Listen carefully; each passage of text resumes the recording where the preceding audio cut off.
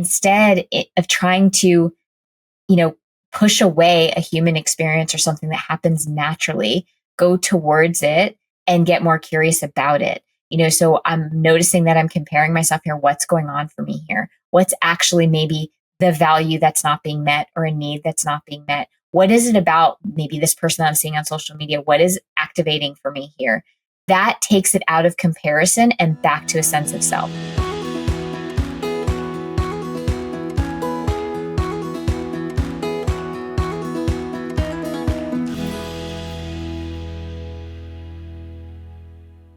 I am so excited to welcome our next guest to the podcast, Kamini Wood.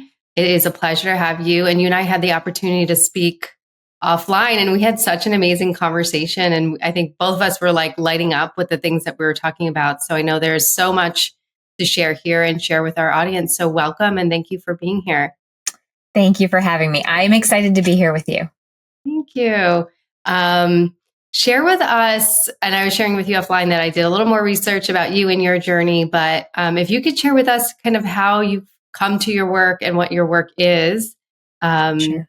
I love hearing everyone's path because I think sort of our work just sort of finds us, and it's maybe not necessarily what we started off doing or what we thought we would be doing or what we told we should do. So I love hearing those stories and journeys.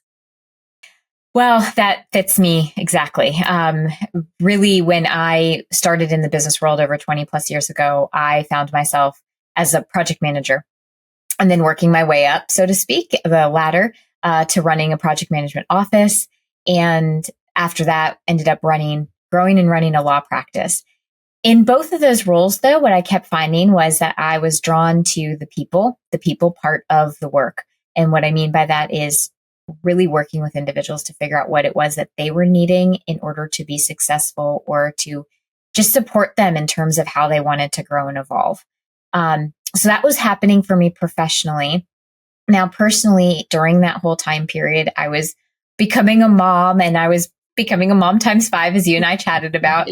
And as, my kids started to grow older, they were starting to mirror back to me certain aspects of how I was showing up. And one of those really key aspects was the people-pleasing perfectionist part of me. And I say, and I'm not shy about it at all, that my children are my greatest teacher. They continue to teach me on a daily basis. And so they really were my catalyst of recognizing where I was also potentially holding myself back and showing up in a more dimmed down way than how I would have wanted my kids to show up, for instance.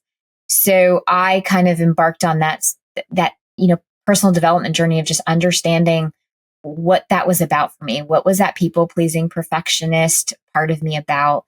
And through that journey, recognized that that was really why I kept being called from a professional standpoint of supporting people and helping people figure out what they wanted, was because really what I was meant to do was to bring these two things together and to work with people and in order to help them understand themselves better so that they can move towards where they want to go.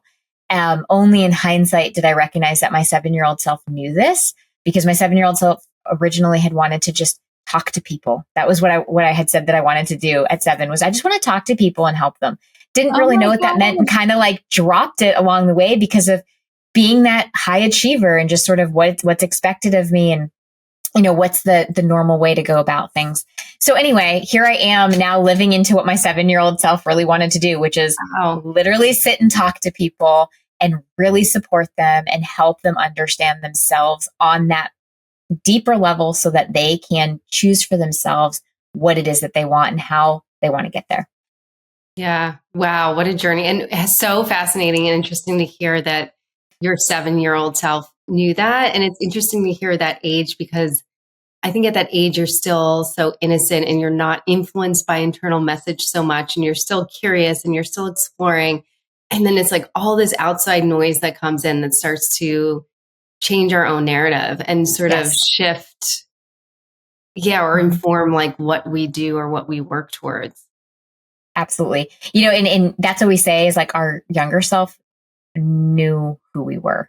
It's all of those external influences that tend to morph that or cover it up almost. I know. And I'm like making that face because I'm watching my 3-year-old. He's not 3 yet. He's almost 3.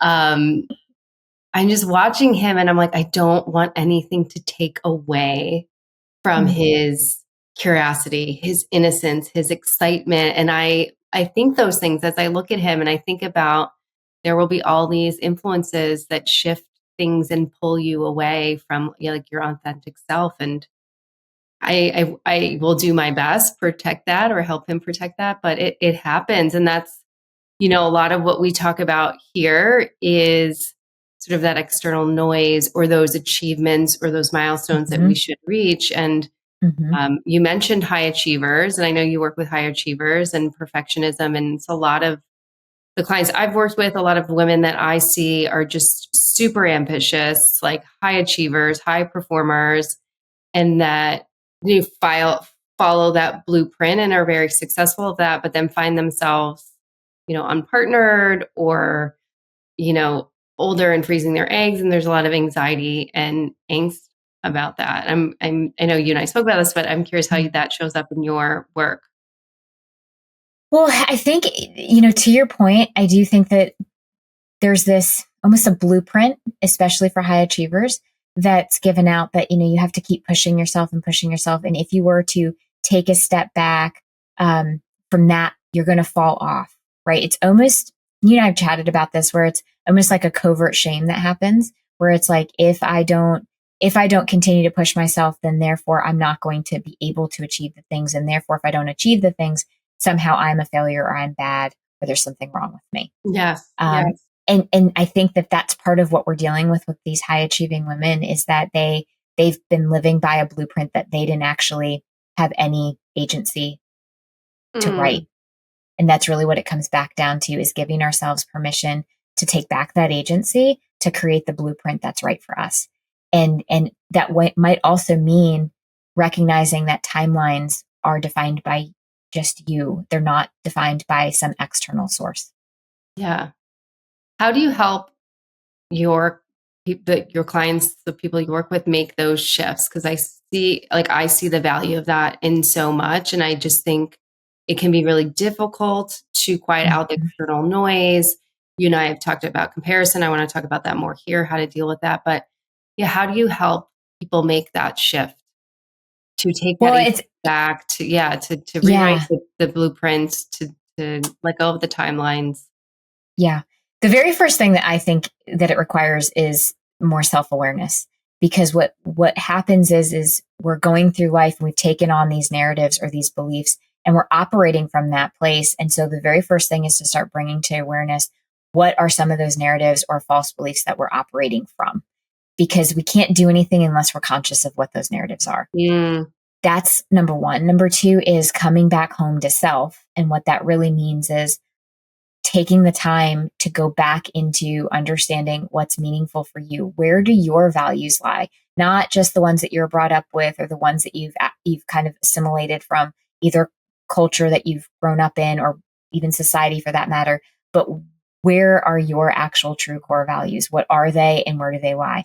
Because those are the two pieces that if you're more aware of what those beliefs are that you've been operating from, and then you reacclimate with your own core values, now you can actually take values based actions to rewrite what that narrative is, to rewrite what that blueprint is. Because mm, without those values of what's actually meaningful to me, you're still operating from a place that's not fully connected with self. And that's really the key is how do I reconnect with myself first before I can start rewriting some of these narratives? yeah, it's interesting. I mean, in my work, I always start with awareness too, and whether we're talking about timelines or like inner critic or understanding like where did that narrative come from, whose voice is that? Is that even authentic to yourself? And I think without that pause to create that awareness, you might think, no, I really want these things, and I really want these things by this Yes. time. But maybe when you Yep. peel back the layers, you realize it's not necessarily my voice or it's not necessarily my timeline. Yeah. Yeah. Or I never actually had any say in that timeline. It was kind of quote unquote given to me. Hmm. Hmm. And that's when it's, I mean, I've even just had a conversation with my daughter about this. She's 22, going to be 23. And all of her friends around her seemed to be partnering and then talking about marriage. And she herself started to feel that pressure. And we had a very specific conversation around how are you defining those timelines? Where are they coming from? Now, from her perspective, it was coming from more of a social mindset. And so she Mm-hmm. had to kind of recenter of, okay, what's actually meaningful to me right now? Where am I in my life? What are the things that I want to focus on? Coming back home to her own sense Yeah. of self instead of creating that timeline based on what was happening around her. Yeah. As you're talking, I'm just thinking how incredible for your daughter to have a mother that has done this work and has the awareness because, realistically, a lot of pressure comes from family and family Yeah. expectation or cultural expectation. So I just think it's, as you were talking, I'm like, oh my gosh, it's so amazing that she can go to her mother and her mother encourage her to like come back to self. Yeah, it's funny that you say that because yes, there are moments where I think that they really do enjoy it, but there are definitely moments where I have to check in and say, do you want more of a coachy feel here? Or do you want mom? Because sometimes we just need mom to be like, you know what, that's terrible. Right. Which version do you want? Yeah, yeah, yeah. Yeah. And it's one thing that I want to I want to like stay focused on comparison because that comes Yeah, up a lot. I think yeah, social media obviously creates a great platform for comparison where you can see people and listen as the, gosh, now I'm 43. Like I get on there and I'm still in this fertility journey and I see women post pregnancy pictures and it's really hard not to have an emotional hmm, reaction to that. But if I'm recalling this correctly on our initial call, you had said like lean into the comparison, maybe not like yep, don't necessarily avoid it. And I'd yeah. love for you to speak to that more here. Yeah. So one of the things that I really have come to just embrace is, first of all, we have the natural law of relativity, right? So we as human beings are going to compare things. I mean, we compare whether we want to hit the snooze button or whether we want to get up, right? So comparison is part of our everyday life. There are some that are more helpful than not. Mhm. But really of trying to, you know, push away a human experience or something that happens naturally, go towards it and get more curious about it. So I'm noticing that I'm comparing myself here. What's going on for me here? What's actually maybe the value that's not being met or a need that's not being met? What is it about maybe this person that I'm seeing on social media? What is activating for me here? That takes it out of comparison and back to a sense of self. Let me learn more Mhm. about myself and what's going on here. And then you can recenter it back on in what do I want for myself and what's the action I want to take for myself versus sitting and spinning in the they have this and I'm behind. Now we're stuck in Yeah. that victimhood mindset, right? But if we try to just go away from it, we're actually denying a part of ourselves. There's a part of ourselves that got activated and went into comparison. That comparison part had an intention. If we understand what that intention is, now we have the ability to take an action for ourselves rather than just trying to push it away. Because if we just push it away, it's going to come back at another point because it's left unresolved. That part has been left unresolved and truly just unwitnessed. And so we need to witness that part of ourselves and love that part of ourselves and give her what she needs. Yeah. And I love like taking away the judgment of it, right? It's coming Mm-hmm, up either way.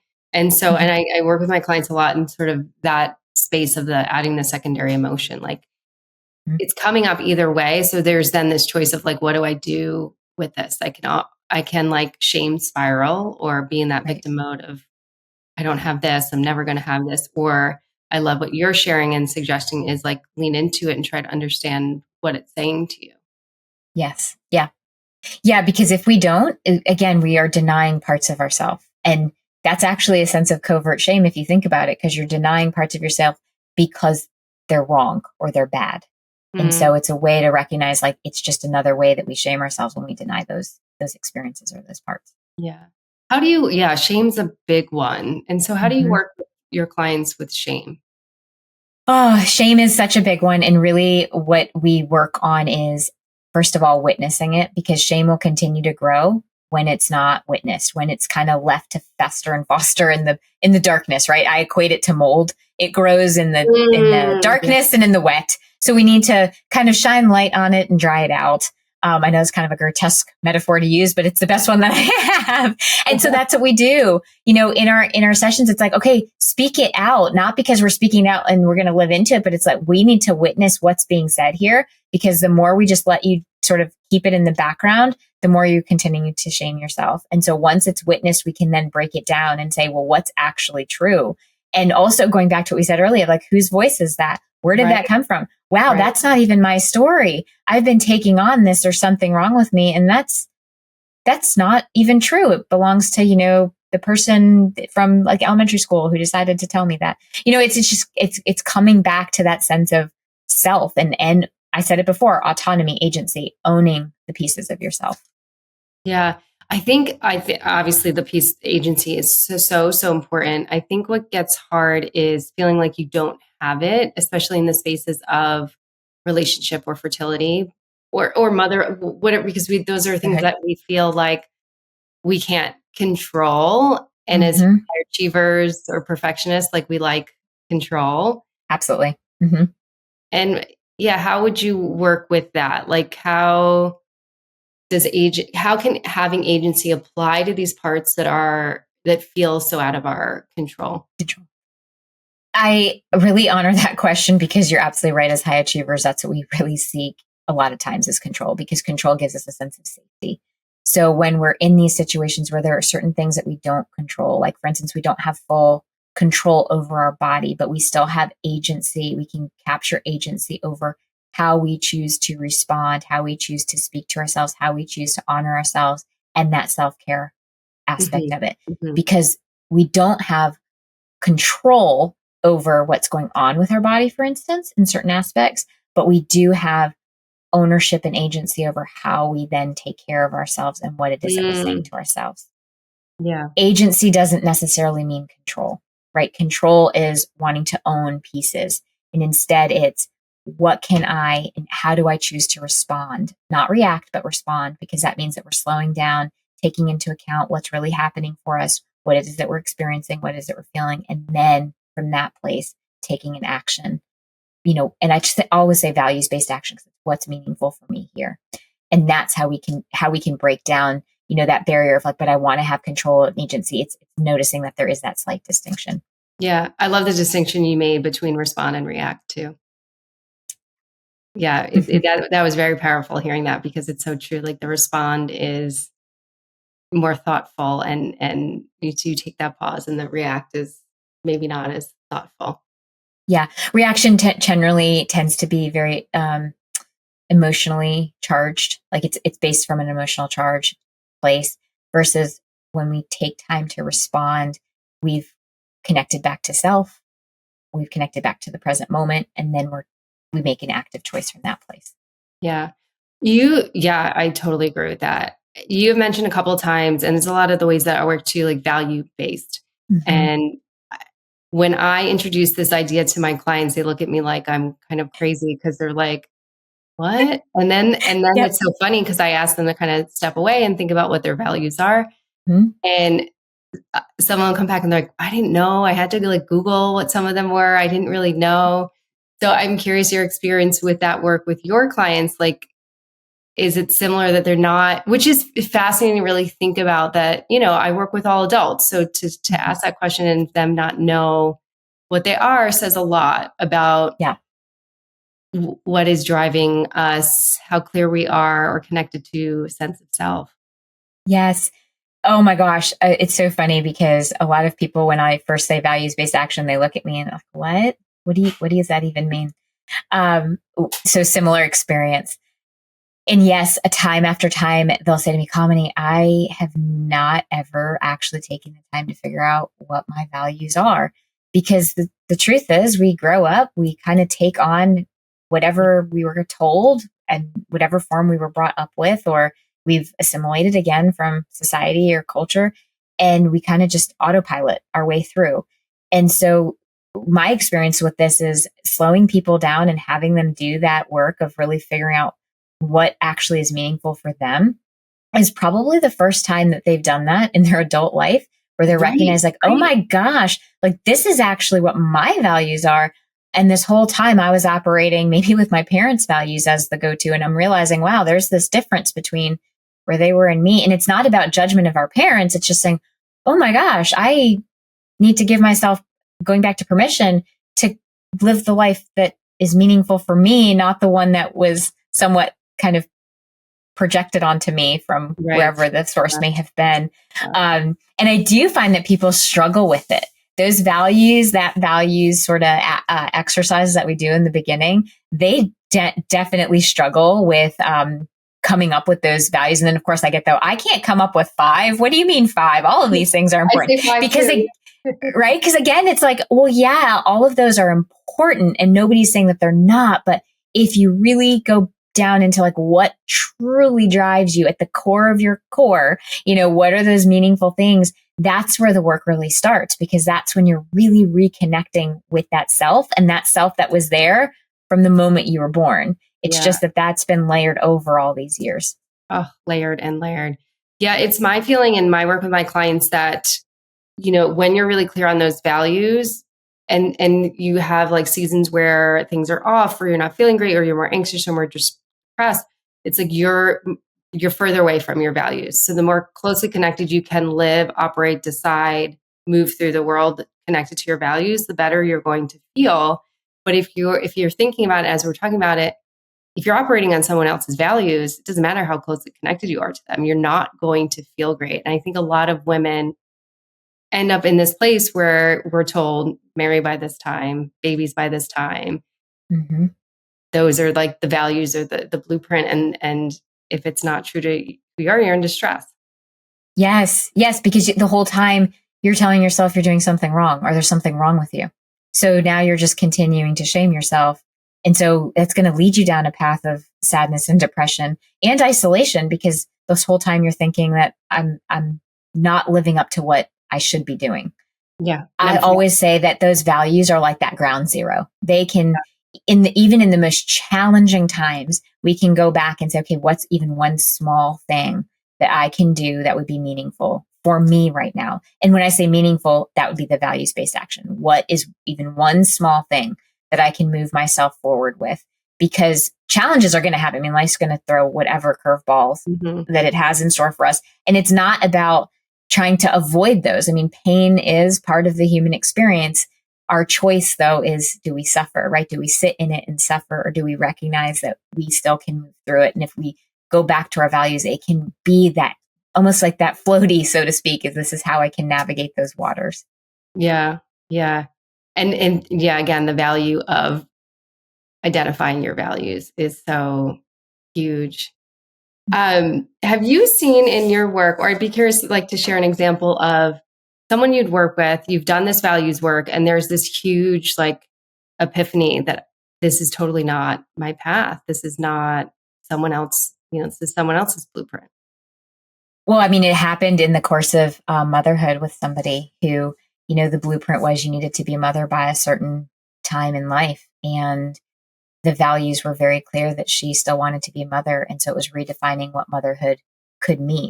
Does it Mm, have to mean the traditional role of, I need to have a newborn, for instance? And in her case, it was, I can be open to any aspect of motherhood. And I don't have to live by the value of, I need to be a certain age, or if now that I'm past that age, I can no longer do this thing. mm, I love that. Yeah. And I think what happens too, it's like there are more visions for motherhood or relationship or career that I think we're just starting to talk about, right? And we Mhm. had one picture of the way it was supposed to be. And if it didn't look that way, and it's such a narrow perspective, and it does create this idea that if I miss that window, or if it doesn't look this way, I can't have it at all. So I think that's so beautiful that you had a client that was able to open the vision and be a mother in her own way. Yeah, yeah. And that's what happens is we box ourselves in. But again, that going through the values, it was, to use your word, that epiphany. It was like the opening of, oh, I don't have to stay in that box because this is what I actually value. It wasn't time driven. There was no value in, I have to be X age. And so all of a sudden it opened up all this possibility. I imagine just like or like the sense of relief for your client, or joy coming to that. Joy. Yeah. Yeah. Yeah. I Yeah. had a client Joy. very similarly where she let go of her vision of relationship, and we had worked together Mhm. for years, and she did such amazing work. And she kind of came to this point where she was open to all these other visions of relationship. And not too long after, her partner walked into her life. He had children. That's not a vision she'd previously seen. And she's engaged and about to be married. So I think there's, Yeah. yeah, how do we open up our perspective and our vision to other options? Yep. Yep. Oh my gosh, that's awesome. Gives me goosebumps. I know the work is so amazing. We've also used the word permission, and I'd love to hear how you work with that with your clients, because I think that is hard to, I think a lot has to happen before we give ourselves permission, like awareness and values work, but then being able to take those leaps to carve a different path, because even though we've done the work, there's other people around us that have not and might have Yes. judgments about what it looks like to, you know, do Mhm. motherhood in a different way, be in a relationship and not get married, do a different career than, is traditionally acceptable. Mhm. So I Mhm. love to hear like how you work with your clients or even yourself through your own journey, that Yeah. permission, because you are someone that took a leap and Yep. changed Yep. careers. Mhm. The question that I'll use me as an example on this one. The question that I asked myself was, Kamini, whose permission are you waiting for? Just being able to step into that and almost put it out there is almost in like third person. Whose Mm, permission are you waiting for? Allowed for me at least, to see that I was putting myself again in that box of waiting for somebody to say it's okay. And at the end of the day, I realized I didn't need anybody to say that. The only person that I needed to say it was okay was me, because no matter what happens, I will continue to show up for myself. It's rebuilding that self trust. And that's what permission really comes down to, mm, is trusting ourselves that no matter what the next thing is that shows up in our path, we can meet it and work through it. So really, permission is about self-trust and knowing that you can show up for yourself. And we know that because you're here today, which means there's already evidence that you've been showing up for yourself. Even in those moments where it didn't feel like it, you have been. Otherwise, you wouldn't be here. right. I think sometimes it's so hard to see the evidence. Hmm? I think we get stuck, like we were talking about shame earlier, or comparison. And I think being in those places, it's really hard to see the evidence of what is possible, or the evidence that we can trust ourselves, or the evidence that we have already navigated challenging times. Mm-hmm. And how do you create that clarity for your clients to say, hey, look at this, like there is evidence. The best thing that I do with my clients is actually have them name some of their own progress and what things that they have gone through and how they have shown up for themselves. I almost call it, I have them start success journals, so to speak, which is Oh, just, cool. where have I shown up for myself and how did I show up for myself? And start writing those things down, because in these moments where we get stuck in the rabbit hole of, I can't see it, not sure, I'm really self-doubting, you can even pick up your own written journal that says, these are the moments that I Mhm. faced, this is how I showed up for myself, and this is who I was being. And you can review all of that, and there's your evidence right there. Because you're absolutely right, when we're in the moment, it's very easy to get caught up and to stay in that moment. So it's, how do we pull ourselves out? So as we're going through things and we're noticing that we're having those personal successes, or we see ourselves showing up in these more empowered ways, writing those things down, it's actually really important, because then we have the evidence right at our fingertips when we need it most. Yeah. Yeah. And I think sometimes also like having an external support coach, therapist, whoever helps us, reflect in those ways. I'm Yeah. curious just to go back to the permission piece for you personally. Mhm. Before you asked yourself that question and realized I'm the only one that needs to say this is okay, what were your narratives around maybe not giving yourself the permission? For me personally, it was all about how will this affect the other people in my life? It was always about, are their needs going to be met? And it's not to say their needs don't matter, but for me, it was recognizing that they also need agency and autonomy. So they need to be responsible for their needs, and I can be Yeah. responsible for my needs, right? it's not my job to make my decisions based off of making sure everyone else was happy. That's that whole letting go of the people pleaser. It's recognizing they get to be responsible for themselves and I get to be responsible for myself. Doesn't mean we don't care about, or I don't care about them any less. It just means I'm actually giving them back permission, their permission to take care of themselves and to speak what they need. And I'm doing the same thing for myself. Yeah, it's, as we're like this whole conversation, I'm just like, the word that's coming to my mind is like untangling all these things that went together, and like untangling what is yours and what is your life Yes. to live versus the life we're told we should live. And that's just the Mhm. word that's like popping in my mind, is like untangling all this stuff. Yeah, whenever I'm doing the work or I'm talking about it, the image that routinely will pop into my mind is exactly that. It's like I can see like a necklace that's been tangled up into, overlapping. And then it's about pulling the pieces apart to just create that, the space to just have that single layer of Mhm. necklace chain. Because that's what happens is we get all enmeshed and knotted up. And then it's okay, where am I in this whole thing? Can I just Right, engage right, with myself again? right. Yeah. Mm-hmm. Yeah, I can't help it. That just like keeps recurring in my mind, and being so enmeshed, thinking that some of it is yours. Some Mm-hmm. of the desires are actually authentically yours, or some of the responsibility is yours. And really, it's a lot of work to untangle all of that.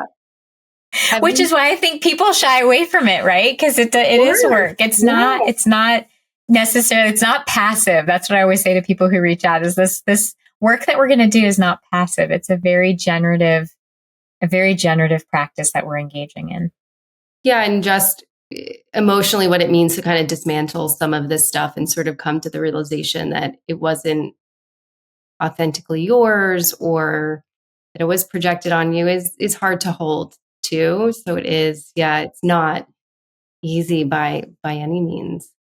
Have Yeah. you had any of your high achievers have some resistance to some of the work and maybe taking longer to untangle, as we're saying? Absolutely. I would be lying if I said no, no. Yeah. Yes, because it's a bought in idea. And they're probably, most high achievers will say, well, if they're scared to let go of it because it's gotten them to where they are. Mhm. It's just giving them a little more time to get to this place of recognizing, like, yes, it absolutely got you to where you are, but now it's holding you back. So something that once served you is no longer in service of you, and it's okay to let it go because, like I said, it's not doing what it once did. Now it's starting to have an alternate effect. It's sort of how I even describe my empathy. I believe that my empathy is a huge strength of mine. When I lean too far into it, it becomes Yeah. people pleasing and becomes detrimental. This is the same concept that we use when helping people get to that place of, because it's fear. It's fear that's holding back, because this is the thing that they've known and it has gotten them to where they are. It's just, can they recognize that, yep, got me here, and it now is actually starting to pull me back rather than continuing to allow me to move forward. Yeah. Yeah. I hold that same idea of like the awareness around what once served us could be the thing that is no longer helping us, and letting go of Mm-hmm. that. And again, bringing that awareness to it first and foremost is what's so important. Yeah. Eh, Go ahead. Go ahead. I was just going to say, a lot of times what we find is that those things were also survival mechanisms, right? I'm just thinking about some of my clients who Yeah. showed up a certain way when they were younger because that was how they survived, and were able to get, I'm thinking about a client who dimmed a lot when she was younger, and that's how she survived in her household, of how she was brought up. Hmm. Hmm. It now no longer serves her, because now, like in her professional career, the more she dims herself, the less she's able to continue to achieve the things that she really wants for herself. And so it is about recognizing, like, that dimming of your light was in service of you to a certain point. We kind of need to honor that, and then recognize that now that I'm at this current age and this stage of life, how is it that I want to show up? Right. And I'm not in that environment anymore. Mm-hmm. That Exactly. that was the Yep. survival, the necessary Yep. survival mechanism. Yeah. Yeah. I see that a lot in my work too. And it's hard because it is that like development of safety and the development Mm-hmm. of trust, and, and from that place, being able to make those shifts and changes. Do you work with a lot of women that are feeling angst around timelines and motherhood and maybe not partnered? And how has Oh, this yes. work helped them? I mean, this is a lot of what we speak to here, and it's real. I felt it. I lived it. The angst of being, for me, 34 and unpartnered, or I just met my partner at 34 and not a mother Mhm. yet, and freezing at 37. So I'm just curious to hear your experience with sort of that demographic. Yeah, I think that there's so many women who are on these timelines or keeping to these narratives that aren't theirs. And it definitely in my work, that's what I'm noticing is that they have angst, they have anxiety, they have shame around I was supposed to find my partner and I haven't, and or they're jumping into relationships without really recognizing whether that is a healthy relationship for them because of that narrative, right? So that's part of my work too, is really helping people understand where they are in certain relationships, because I have seen many women enter these toxic relationships because they feel rushed. So it's just almost like this belief of, well, I have to take what I can get because of this timeline that I'm Yeah. working with, Yeah. or because I have to, achieve relationship status, so to speak. And so that has come up time and time again. And so a lot of the coaching that I do is around, yes, understanding of self, understanding of what that story is, and then coming back to, what is it that you actually want? Is it a timeline you're trying to meet, or is it this deeper value that you have? I mean, we're right back to values, because at the end of the day, time is pretty arbitrary. We make it up. It's not really, I mean, I talk about this in the context of grief.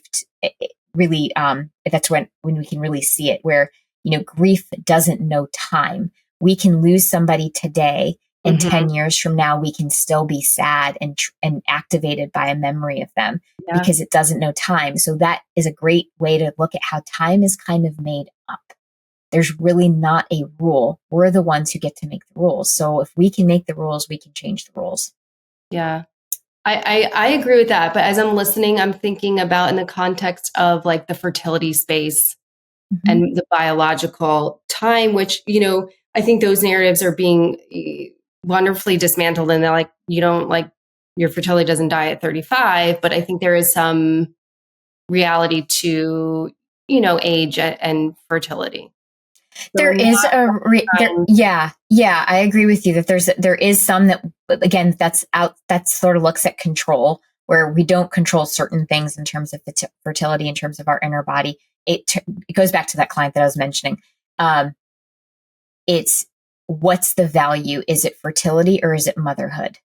Right? What is mm, it that we're wanting here? What is the thing that's meaningful to us? Because then it opens up the possibility of, with my client, for instance, how can I define motherhood for myself rather than a predetermined definition of motherhood? What could it look like? How could it look different?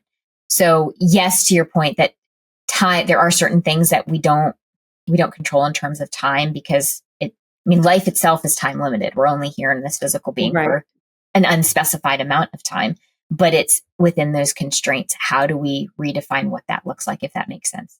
Yeah. Yeah. No, that does. And I think it was what we were saying earlier. It's like opening ourselves up to other visions or pictures or possibilities. I mean, I think a lot of times life never turns out as we imagine or plan. And a lot of times it's better than we imagine or plan, or a lot of times it makes sense when all things unfold at the time that they do. Yeah.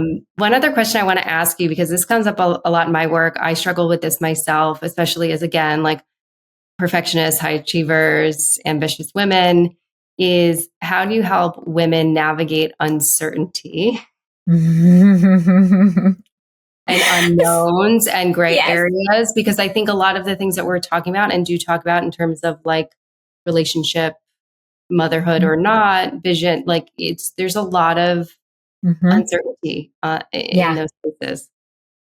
Oh gosh, I relate to this one too, because I mean, as a high achiever, and I'm definitely type A, so there's that part of me too. Certainty means a lot. The way that I personally have worked through it, as well as that I work with my clients on, is how do we what can we be certain about? It comes Mm, back to what we know about ourselves. So I can be certain about myself. I can trust myself that I will continue to show up even if I don't know how this particular thing is going to unfold. I can use this in context of motherhood because this is probably the one area that I do really question myself because there's no manual. You're pretty much winging it. Uncertainty is such a part of it. We have no idea. And so even just the college process with my middle child, she's about to graduate high school in just a little bit here. And there was so much uncertainty. And I was recognizing that I was getting anxious about it because it was like, I don't know what area of the country I should advise her to go to. I don't know how this is going to unfold. The uncertainty of like, is she going to be disappointed? All of those things that were outside of my control. Okay, Kamini, what can you be certain about here? Well, you can be certain about the fact that you're going to show up and be there for her no matter what the results are. You can be certain about the fact that you will love her no matter what. You can be certain about the fact that you will continue to offer support and guidance as best as you can. So you kind of go through what you can be certain about. And usually, more often than not, it's what am I certain about myself? Because that's the constant. In all of life's uncertainties, you're the constant. So if you can come back to that sense of self-trust, you can navigate the uncertainty. I'm not saying it makes it easy. There's still definitely anxiousness about it. And instead of, again, like comparison, we don't run away from the anxiousness. We recognize it. We go towards it. Okay, I'm noticing I'm anxious here. What am I anxious about? What is it that I'm needing? Oh, wow, I'm needing certainty. Well, I don't know the certain way that this is going to unfold, but these are the things that I can be certain about myself. Yeah, I hope love that makes that. sense. Yeah, no, totally. And as you're thinking, I'm wondering, and I'm curious if you have any like tools or suggestions on. Again, we're talking about like a high achieving woman. So I'm thinking about again time, right? We're hustle culture. We're busy. How do you implement or suggest implementing maybe even small strategies, right? I can imagine women listening like awareness sounds great, value sounds great, coming back to sense sounds great, but I don't have time to do that. Like I have 800 million things to do. Like, Yep. how am I going to do that? So any ways to sort of integrate this into the day that it's like, you have time to do this. Yeah. My biggest one to say is there's nothing like shower time. First of all, shower thoughts are the best. So let's use shower thoughts for some self-awareness and self-reflection. I actually use shower time for gratitude practice. But also it's not about spending hours doing this. It's give yourself 5-minute reminders, check in with yourself halfway through the day. Just check in and ask yourself, how am I feeling? Like, what am I feeling right now? What is it that I need? That's a great way to start this journey of just self-awareness and understanding what's going on for yourself. And then you start building from there. It's not about, stopping and taking hours upon hours. It's just carving out moments. And here's the key to remember is those 5 minutes that you feel like you don't have time to invest in yourself. It's actually going to take away from long-term, what you're able to accomplish. That 5 minutes, you will absolutely get your return on investment for. I think one thing too that can come up is, and as we're talking about all this work, that we're acknowledging that it is not easy. So I think it's also what is easy is to slip into avoidance, right? So am I going to take 5 minutes to kind of face some shit, or am I going to take 5 minutes and scroll on Instagram, right? Yep. So it's like a lot of times, and now we have this mechanism on our phones to tell us how many times we pick up our phone and how much we're on screen time. I would always look to that, look what your screen time is saying, and then ask yourself, do you really not have time? But I think again, that avoidance comes in of like, this is harder to do than just decide sort of mindlessly scroll. Absolutely. I mean, there's no easy way to do this.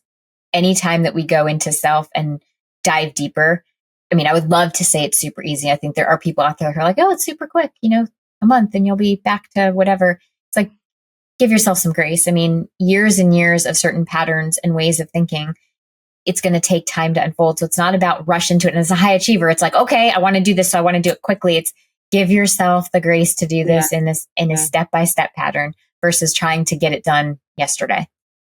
I think that's the hard thing. You nail such a good point. It's like, when we want it now. And I think patience is where I struggle tremendously. Me too.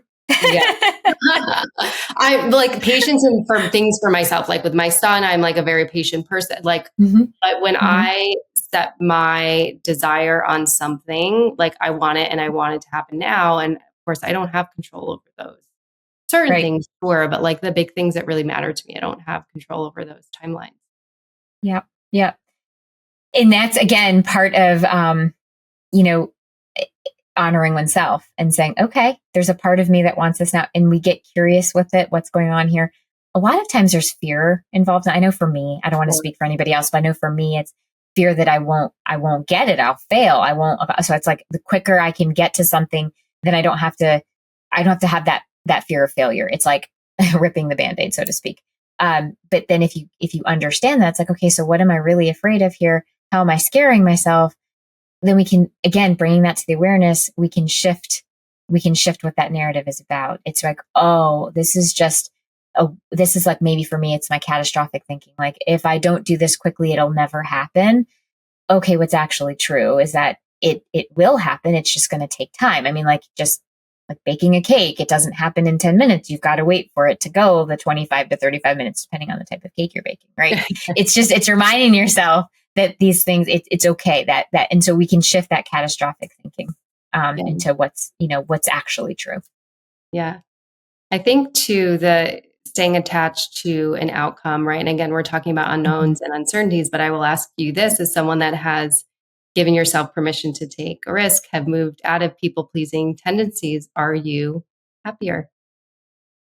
Oh my gosh, yes, yes. And I really did. You just said something very important, and I don't want people to miss it, is outcome focused versus process focused. I absolutely, as a high achiever, was so outcome focused. It was all about the end result. And that was part of the growth, was starting to enjoy the process of where I was going, because it opened up the idea that the outcome could look different than how I originally thought of it. But if I was present for the process, it felt aligned no matter how the thing I actually love that. came to fruition. Yeah. And to answer your question, yes, I mean, much more joy, because you're more or for me at least, I am more present for my life, instead of feeling like I'm just kind of coasting through. Or the old thing that I used to do is, okay, I just need to get through the today. I just need to Yeah. get through today. Rushing through. Oh, Get through the day. I constantly go through this get through thing. the day, get through the, and Yeah. and when I even if that thought now enters my mind, I'm like, oh, I need to pause here, because I'm wishing away my life, and that's not where I want to be. And I just do that quick, like, okay, what do I need to? How can I reground, recenter, come back to self? Because that's part of it too, is recognizing we are going to do this work. We're going to have moments where old patterns will pop up, and I love that's that not to you said say that. we've Yeah. I done want anything wrong, to. right? It's just part of the being human. And this idea too, like not rushing through our lives, because I know for me, and this is one of the biggest, intentions of the podcast, is because I live this and I want to sort of safeguard anyone else. And I had and I think the 30s are a wonderful decade. I think there's so much growth and so much excitement and like developing a stronger sense of self if we allow that, right? If we allow it to be that, or it could be pressure driven, you know, Yes. timeline driven. And there's so Yes. much push pull and angst I had of like, oh, this is so great. I have this independence. I'm like moving along in my career, but I don't have these things. And so there's so much more opportunity to enjoy life Yes. when you can do all this work that we're talking about now. Yeah, because you're engaged in it, right? You are a generative part of it versus being a passive reactive part of it. Yeah, oh, I love that. I love that. I mean, you've shared so much today, but any sort of parting wisdom or advice for women that are finding themselves not present in their lives? I really encourage the women, to just slow down. Give yourself permission to slow down and just reconnect with yourself, because that's really truly where it begins, is that reconnection with self. And as you reconnect with self, you start defining things for yourself rather than utilizing someone else's definitions of what you should be or how you should be, but instead it becomes yours. Oh, I love that so much. Well, thank you so much for being here. And please tell everybody where they can find you, where they potentially could work with you. I'm on the web at kaminiwood.com, and then Facebook and Instagram with the handle It's AuthenticMe, and of course LinkedIn with my name, Kamini Wood. Thank you, Kamini, so much for Thank being you. here. Thank I've you. loved this conversation. I loved our previous conversation. It's just so nice to speak with you. Thank you so much.